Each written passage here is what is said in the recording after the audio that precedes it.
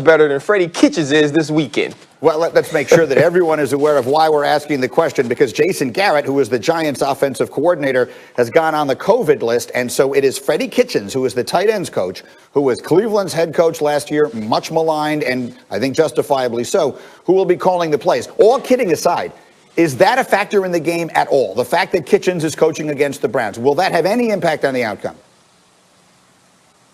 Absolutely not. Listen, it's not about those. It's not about what Freddie Kitchens does as a football coach that's going to change the Giants-Browns game. It's about the players that are available for this team at quarterback, and that being Daniel Jones in New York, and what that offense can do without him. The Cleveland Browns are the better football team. The Cleveland Browns are a team that's ascending. The Cleveland Browns have a streaky quarterback that's really feeling himself right now. And so it doesn't matter to me what Freddie Kitchens does. It matters what Kevin Stefanski has done, is doing, and will be doing with Baker Mayfield in this offense. This team is playing extremely well. And so whether it's Freddie Kitchens, Todd Kitchens, Smoke in the Kitchens, or Emerald the Chef in the kitchen, it really doesn't matter. I'm taking the Browns in 4 quarters. Let me ask you to hang on 1 second there, RC, because I have major breaking news. We've been waiting for this all morning, and now we have it. Adam Schefter tweeting just in the last 2 minutes, Drew Brees will be the Saints' starting quarterback Sunday against the Kansas City Chiefs. Sources tell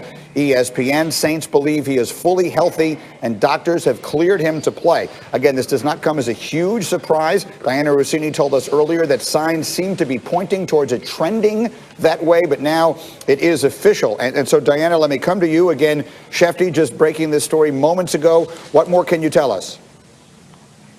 I just got off the phone with a source in New Orleans, actually, while you guys were just having that conversation about this news. And I was told that Drew has had a really strong week at practice. It started on Monday afternoon with trainers. They didn't expect him to look as good as he did, but they said he's sharp, he's healthy. And we know with rib injuries, probably basically with any major injury, it's not so much about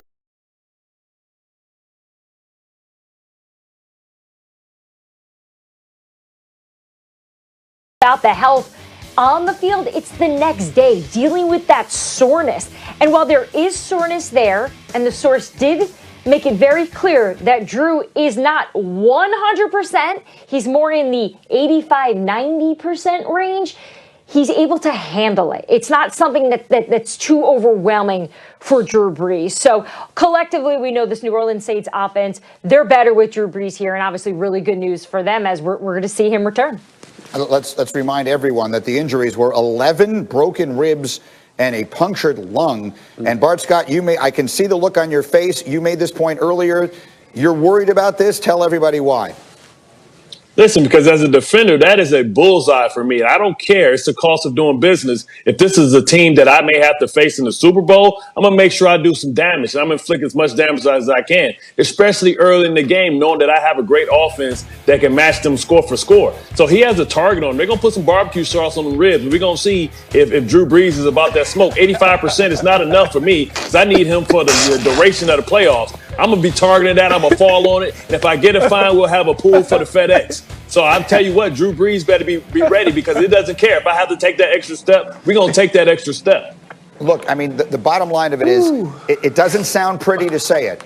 But, RC, that is the reality of football, right? Those are serious injuries he's coming back from, and the defenders know that, and they'll go after it, right? Hey, listen, I'm laughing because Bart is 100% correct. Unless the game has just changed that much since we were out. When you have a quarterback who's ailing or any player that's ailing, you want to be as physical as you possibly can be. And Drew Brees is going to be a guy who has a target on his back. They're going to understand that coming back from ribs is difficult. He'll obviously be exposed because he plays the quarterback position. And you watch Chris Jones and you watch this front get pressure on Tua Tagovailoa last week. They're going to try to do the same thing, get pressure in Drew's face and kind of make him get the ball out of his hands quickly to protect himself. And so I think all signs point to Kansas City bringing a lot of pressure this week and forcing Drew Brees to prove to us that those ribs are healed and he's not nervous or scared to be in that pocket. Let me get my quarterback's perspective. Mark Sanchez, what do you think of this decision? Yeah, I think it's dicey. These guys are both right.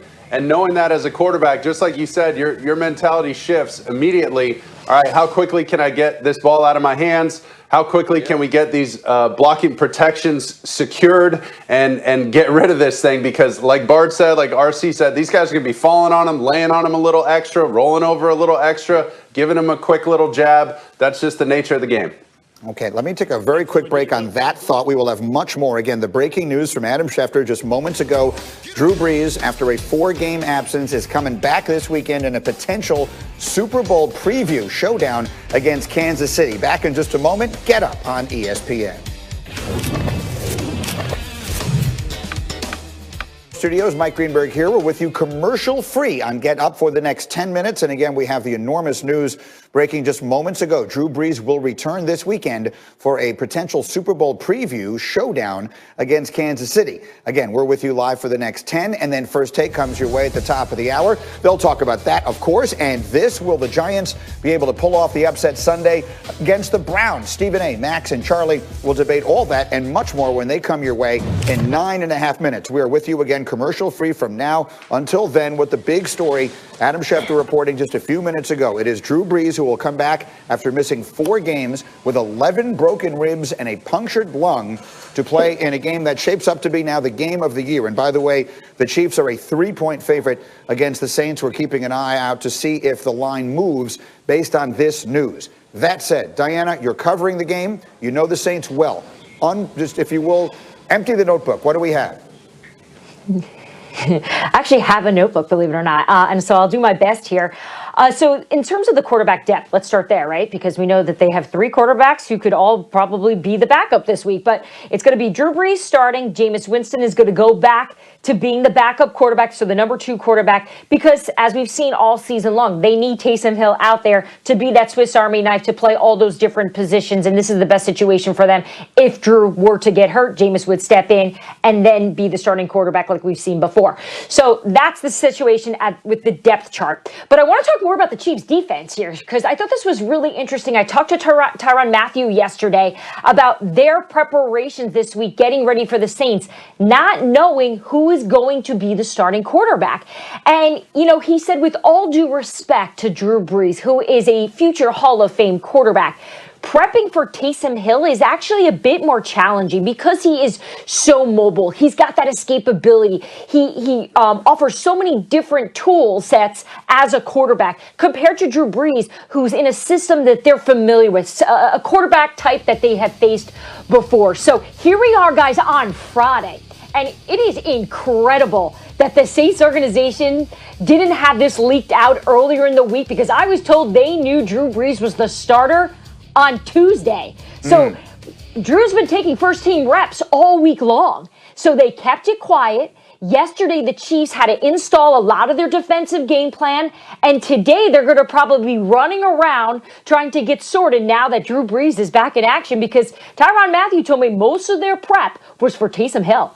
Okay, so let's talk about all the different ways this now impacts the game. And Ryan Clark, I'm coming back to you, because I'm thinking just off the top of my head, I remember many years ago, Tony Romo had a lung, like a collapsed lung, and he wound up playing in a Monday night game with a flak jacket. And I remember holding my breath every time the defense got near him, because the reality of it is, for those just joining us, RC, what will the defensive player's mindset be going up against a guy who they know has ribs?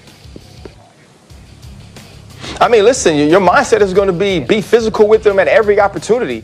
Hit him even when it's situations where you shouldn't be. And I'm not talking about being dirty, but if you have an opportunity to put pads on Drew Brees, you are going to do it. If you have an opportunity to push offensive linemen into him, make sure the pocket is continually crowded, that's what you're going to do, because you want to make him feel like he has to protect himself as well. But one thing I will say about the New Orleans Saints is they must have a circle as tight as Chadwick Boseman have, may he rest in peace, because they don't let things out of there. You don't know what's going on with the New Orleans Saints, and now you've made the Kansas City Chiefs prepare for Taysom Hill the entire week. Now that mindset has to change. The things have to shift. The way that the defensive line was told to rush has to be different. And now you got to change your play calling if you're the Spags and say, you know what, we have to get after Drew Brees. We have to bring extra rushers. We have to do more twist up front, very much like we had to do with Tua Tagovailoa in order to get hands in his face, to get helmets on his body, and to put him on the ground. And that's going to be the number one priority of the defense defense and the defensive line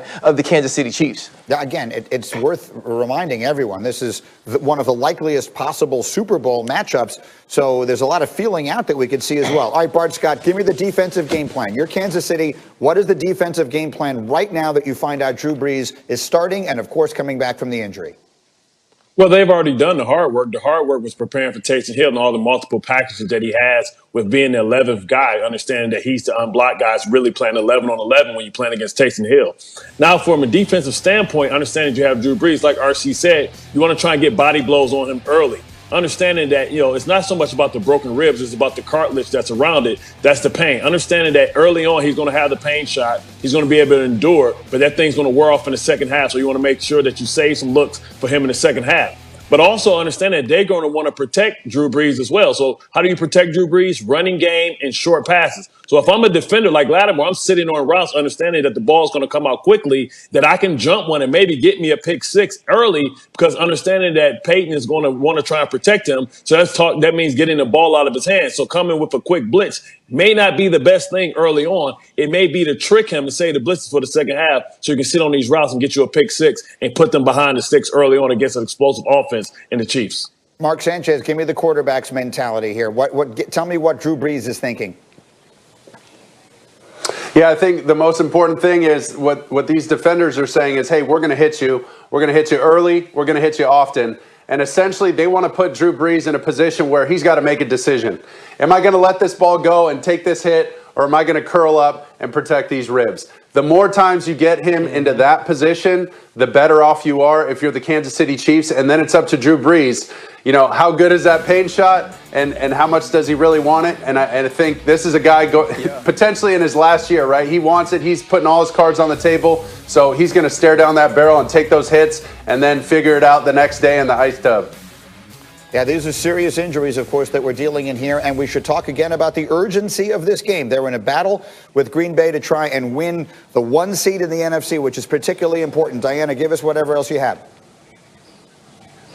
Well, you just look at this offense in terms of how much better they've been in terms of their run game when Drew Brees is under center. Alvin Kamara is the first name you think about. He's always that safety valve for Drew. And, Hembo sent me a bunch of great statistics about the difference in the run game and Alvin Kamara's individual production when Drew Brees is under center versus Taysom Hill. So now this is going to